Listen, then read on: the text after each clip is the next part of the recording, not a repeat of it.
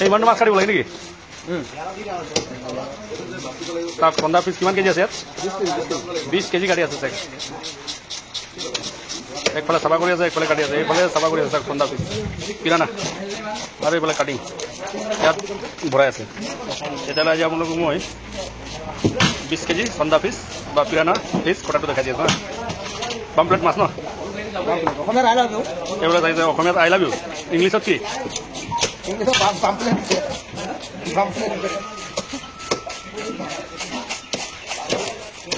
কাটিংটো ওচৰৰ পৰা দেখাই দিম আপোনাক। 20 কেজি কাটি আছো কটা জানো চেৰাইটো।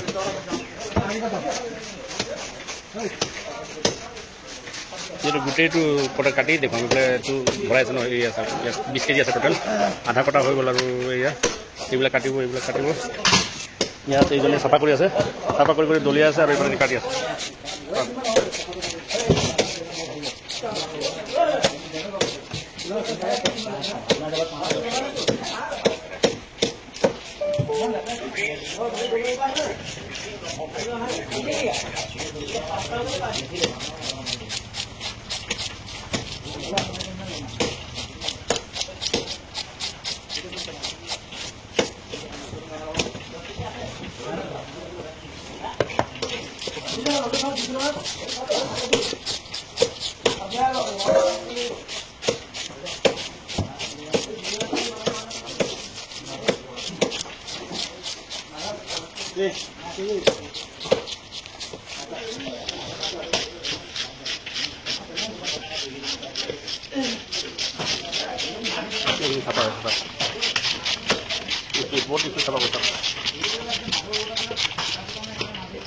কিন্তু অকণমান দেৰি হৈছে, এতিয়া এইবিলাক কটাই নাযায়।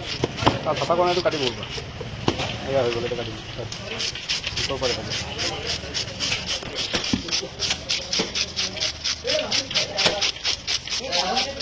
কেজি কিমান ইয়াৰ? কেজি 200। হ'লচেল দিছোঁ 160। হ'লচেল দিছোঁ 160। তাৰমানে আকৌ হ'লচেল লৈ আহিছ 100 টকা, 90 টকা। সস্তা মাছ মানে।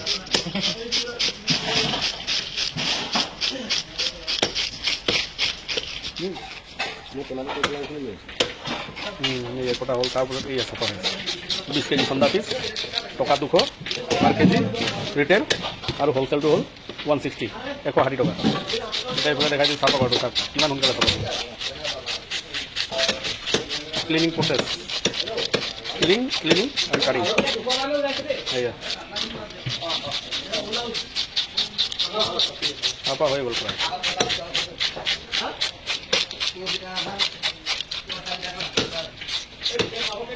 বাছ এইটো চাফা হৈ গ'ল।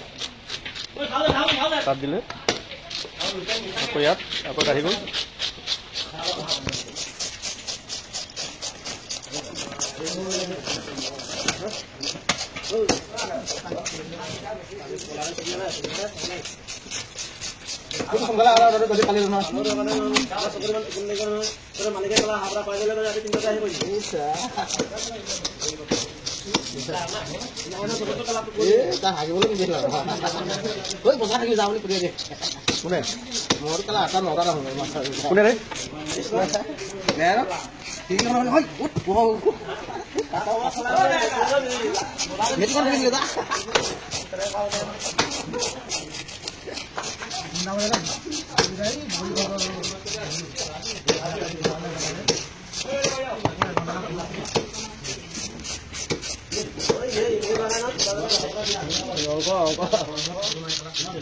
অংক কিহৰ অংক?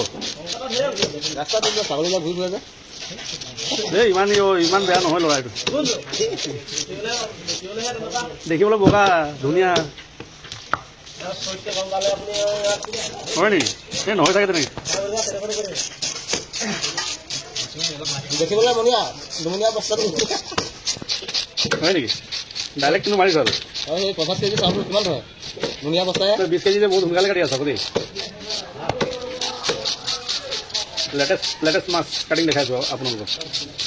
দেখিছেনে একদম এইটো বামপ্লেট মাছ দেই বামপ্লেট বুলি কয় এই কৈছে অসমীয়াত বোলে এইটো মাছৰ নাম আই লাভ ইউ মাছ বোলে ন আই লাভ ইউ মাছটো খাই ভাল পাওঁ নাই আই লাভ ইউ মাছ বুলি কোনে কৈছে এই কাষ্টমাৰ পাইছিলে আমাক সুধিলোঁ অসমীয়াত কি মাছ বোলে এইটো বামপ্লেট নহয় বামপ্লেটটো ইংলিছত অসমীয়াত ৰূপচন্দা আগতে আকৌ আই লাভ ইউ বুলি কৈছিলে এইটো মানে বনাই লোৱা নাম মানে মাছটো খাই মানে ভাল পায় কোনে কৈছে তেল কাষ্টমাৰ কৈছে কি মাছ কি মানুহ টকাই দিছে কি মাছ এই বামপ্লেট মাছ খাই ভাল পায় খাই নাই মাছটো খাই ভাল পোৱাৰ কাৰণে আই লাভ ইউ দি দিলে তেনেকৈ তেতিয়াহ'লে এইটো ৰূপচন্দা হয় আচল নামটো ৰূপচন্দা হয় আচল নামটো অসমীয়া ভাষাত ক'বলৈ গ'লে আপোনাৰ ৰূপচন্দা তাৰপাছত ইংলিছত এইটো আকৌ পিৰানা প্ৰজাতিৰো হয় আকৌ দেই দাঁতবিলাক একদম জোঙা জোঙা নহয় জানো ধেৰ আছে মানে পিৰানাৰ প্ৰজাতি হয় তাৰপাছত আকৌ এইটো বামপ্লেট বুলি কয় তাৰপাছত ৰূপচন্দা বুলি কয় হয় নাই তাৰ ৰঙা বৰণীয়া চাওক কি অকণমান ৰঙা নহয় জানো কাটিং প্ৰচেছটো একদম স্পীডত দেখুৱাই দিব দেখিছে কিমান সোনকালে 20 কেজি কাটিং হৈয়ে গ'ল